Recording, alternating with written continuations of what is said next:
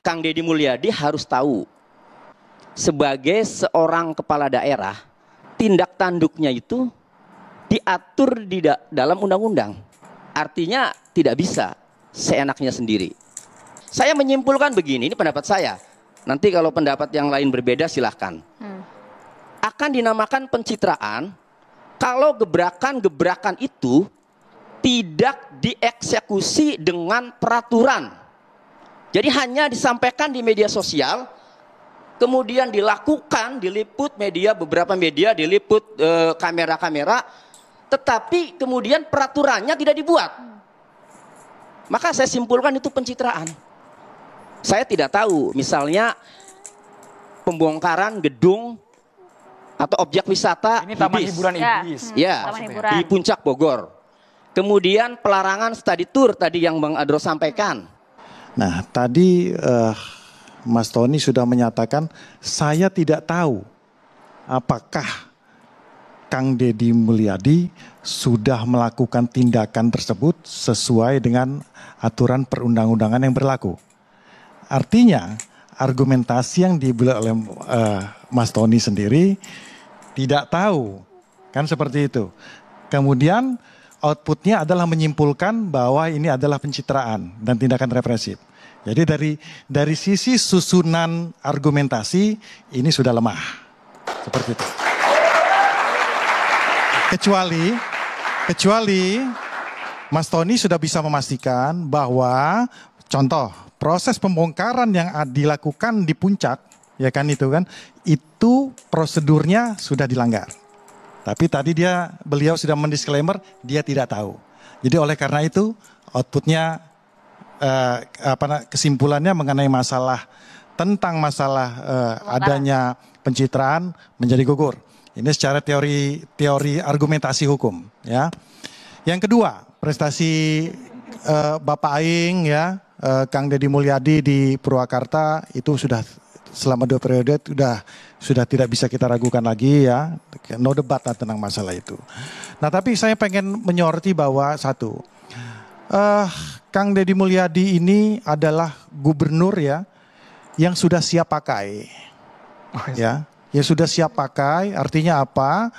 Dia sudah tahu apa yang harus dia lakukan.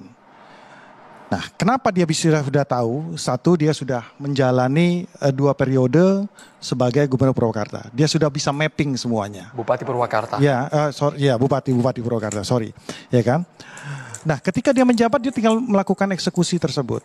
Sebagai seorang yang sudah, ya kan, berpengalaman dari sisi birokrasi dan latar belakang beliau sebagai seorang anak desa yang tahu tentang problem-problem masyarakat, aspirasi masyarakat, itu bisa langsung beliau jalankan. Itu yang saya sebut dengan gubernur yang siap pakai.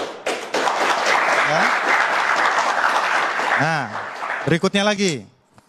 Kalau kita lihat dari sisi aspek manajerial, ya kan, bagaimana dahsyatnya seorang Deddy Mulyadi bisa orkestrasi dan bisa menghimpun, ya kan, para kepala-kepala daerah, para bupati di Jawa Barat itu dalam menanggulangi, ya kan, banjir di Bekasi. Semua kompak. Saya baru melihat bupati yang bisa mengarrange, gubernur yang bisa mengarrange seluruh bupati, wali kota bersatu padu untuk supaya bekerja sama menanggulangi ini. Karena ini yang tidak bisa terselesaikan. Dia urai. Dan jangan salah, para kepala-kepala daerah, bupati, wali kota yang ada di Jawa Barat yang beliau himpun, ya kan, sehingga akhirnya kompak itu, bukan seluruhnya itu dari partai pendukung pemerintah juga. Jadi itu hebatnya Deddy Mulyadi maksud Anda? Bukan pencitraan sama sekali, ya? Bukan pencitraan. Jadi ketika melarang, ya, lewat media sosial, ya, itu study tour dilarang. Nah, sekarang larangannya itu sudah dituangkan belum dalam suatu peraturan. Jadi logikanya begini, saya setiap berpendapat itu selalu membaca undang-undang dulu, membaca peraturan dulu. Jangan sampai melarang dulu, kemudian undang-undangnya baru dibuat, atau lebih parah tidak dibuat. Kalau itu dilanggar oleh sekolah, maka tidak bisa diberikan sanksi secara khusus karena tidak ada peraturan yang memuatnya. Itu maksud saya. Jadi kembali ke tema, kalau gebrakan itu tidak diikuti dengan pembuatan suatu aturan, diterbitkan suatu aturan, ya, itu yang namanya pencitraan. Ya silakan dilihat sendiri aturannya sudah dibuat belum tentang larangan study tour. Saya tanya dulu terkait contoh ya, contoh kasus yang bukan apa namanya itu masalah pembongkaran yang di Puncak. Ibis. Ya, di Ibis. Sekarang pertanyaan saya ke apa namanya itu Mas Tony. Apakah itu merupakan pelanggaran hukum itu dulu? Pembongkaran? Ya, pembongkarannya itu. Apakah itu udah ada dasar hukumnya? Apakah ada pelanggarannya? Mas Tony tahu atau langsung poinnya, Kang. Kan saya bilang ya, saya tidak tahu apakah sebentar. Saya tidak tahu apakah Kang Deddy Mulyadi ini dalam melakukan tindak pembongkaran itu melalui mekanisme atau belum? Karena mekanismenya ini kan harus diberikan peringatan terlebih dahulu agar yang bersangkutan membongkar sendiri. Makanya sejauh ini belum ada berita mengenai protes ya dari pengusaha Hibis itu ya, tentang pembongkaran yang tidak sesuai prosedur. Saya ini hanya membaca dari berita saja. Sejauh ini memang belum ada berita, sehingga saya tidak tahu ya. Nah, Bapak sajalah langsung edukasi kepada masyarakat, tunjukkan kalau memang ya yang dilakukan oleh Kang Deddy Mulyadi itu sudah sesuai prosedur. Itu aja. Saya akan hormat kepada Gubernur apabila Kang Hendarsa memberikan pemahaman penjelasan mengenai Kang Deddy Mulyadi. Langsung dijawab Kang Hendar. Sudah sesuai prosedur itu, Pak. Gitu. Kang Mas Tony nggak tahu, jadi saya kasih tahu. Ya, jadi satu gini, di Puncak itu sudah terjadi pelanggaran. Pelanggaran itu AMDAL. Jadi di situ ada tumpang tindih tentang masalah AMDAL, bahwa sebagian tanah itu adalah tanah PTPN, ya kan? Nah, AMDAL harus dari PTPN. Itu yang tidak didapatkan. Dan oleh karena itu proses administrasi sudah dijalankan. Makanya saya kasih tahu yang Kang Tony sampaikan, Kang Tony kan taunya kan cuma dari media pas pada saat eksekusi aja kan. Proses itu sudah dilakukan semuanya. Oke. Gitu loh. Jadi sudah sesuai aturan? Sudah sesuai aturan dong. Kalau memang dari pihak pemilik wisata itu, ya kan, mempunyai argumentasi yang kuat bahwa itu tidak bisa dilakukan, dia bisa melakukan upaya hukum. Ya, sampai sekarang nggak ada tuh upaya hukumnya, karena tahu dia feeling guilty karena dia udah tahu dia salah, kan seperti itu.